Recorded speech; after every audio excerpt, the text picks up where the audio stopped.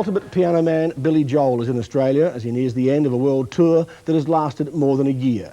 It's not only given him full houses around the world, it's also pulled him back from the brink of financial disaster. He's my guest tonight. Billy Joel, good evening. Good evening. May sound like a macabre way to start an interview, but my mum died a couple of months ago, and the one song she wanted played at her funeral was Billy Joel's My Life.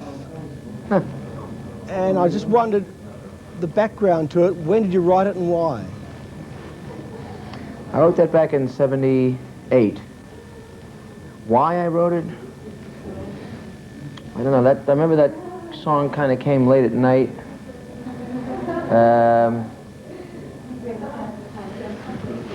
I don't recall now. You had a line in it saying, you can speak your mind, but not on my time. Was that a personal thing? It probably was. It's a song that could go either way, from parent to child or child to parent. I think there's a time when everybody stands up and declares their independence of something. I think that was the impetus for the song. Did you have a lot of rough times when you were young? Because you tried to kill yourself a couple of times when you were about 20. Yeah, I didn't do that right either, but that was a good thing that I didn't. I didn't know no tougher than anybody else's life. I suppose I just took things a little more hard than other people. I didn't have a particularly rough life. We kind of struggled, but everybody else did too. We weren't from a real wealthy family. We didn't have much money, but most people that I know didn't have much money. It's just, I think, an age thing. You know, it's tough to be 18, 19, 20, 21. It's a difficult age, and I just took it hard, but I learned a good lesson from that experience. When you're growing up and you're a songwriter and you write things like scenes from an Italian restaurant, is that from experience? Is that your friends breaking up, divorcing, fighting, squabbling, can't pay their Sears bill?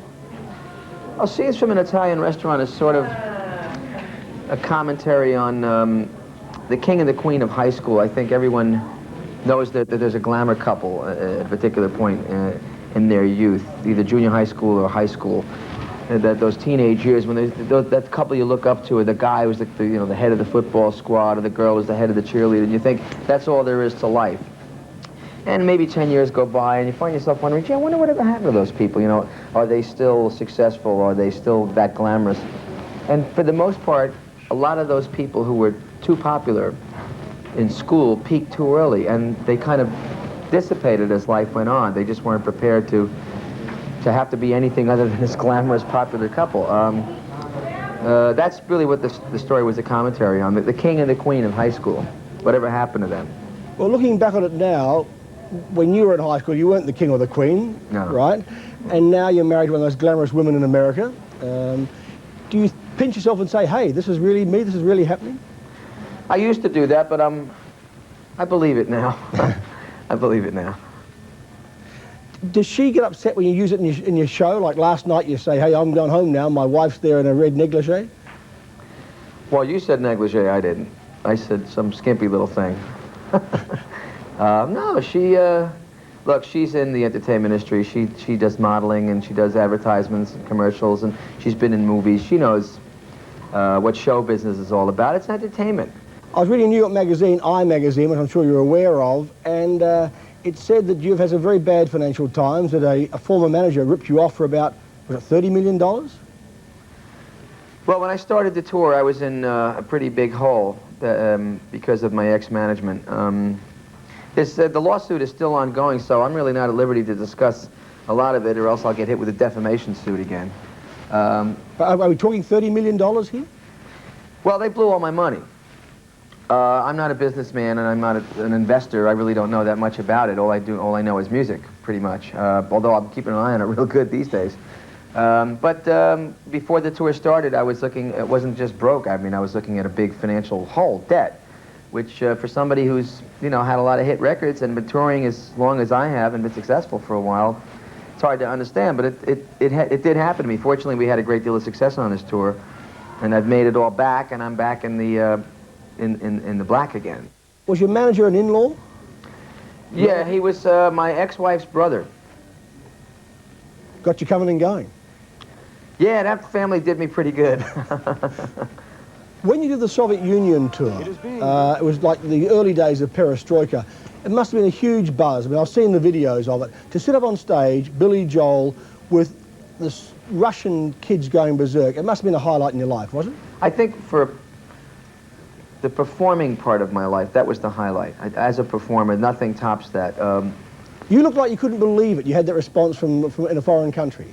Yeah, because when we first started playing in the first night in Moscow, it was starting to go down a dud. The first half of the show, there were all these big shots in front, and they were holding their ears, and they looked like they hated it, and they started to leave, and we thought it was a disaster. And then they gave their tickets to the kids outside, the real fans, and the kids came in, and then we had a great rock and roll show, and they went crazy. The police jumped on the stage, and the cops threw their hats on the stage, and the first 3 rows of people destroyed the chairs. It was great. It was like a Detroit heavy metal crowd, and it probably the biggest highlight of my life as a performer, because this was supposed to be the enemy all my life. You know, as a cold warrior, I was told the Russians are the bad guys, and they were great. They loved us, we loved them, and we got no problem with you people, you know.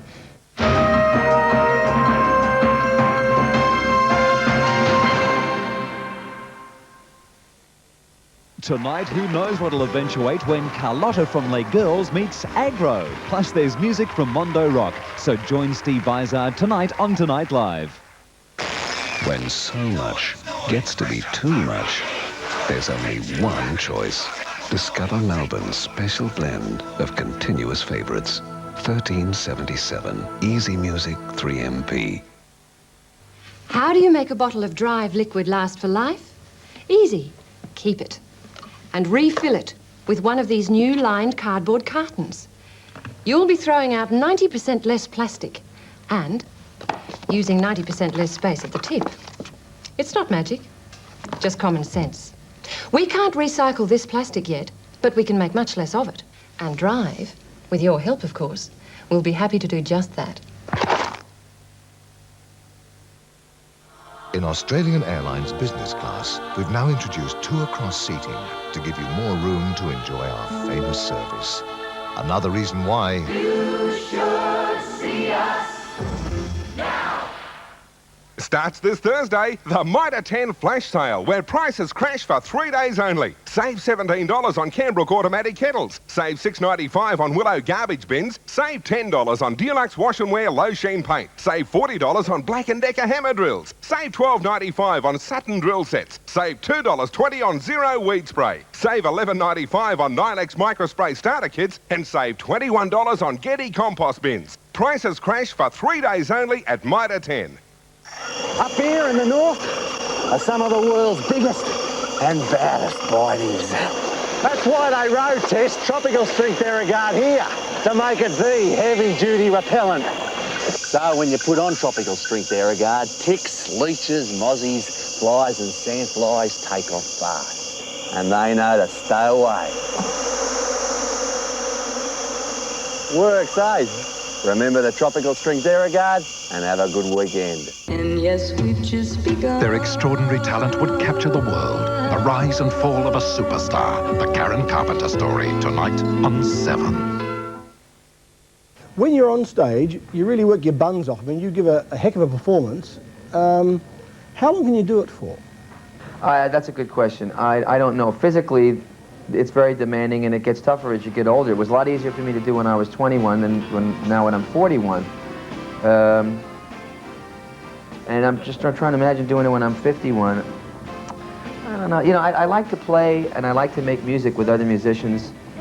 And it's nice that an audience enjoys what you're doing, but I'm not driven to go and be in the spotlight. I do things like this as, you know, just to inform people, but when I'm home, I have no desire to really go out and display myself and play. So I don't know if I'm going to do like a tour anymore. I may do a performance here and there in the coming years, but I don't think I'm going to continue to do long tours. And I said that the last tour.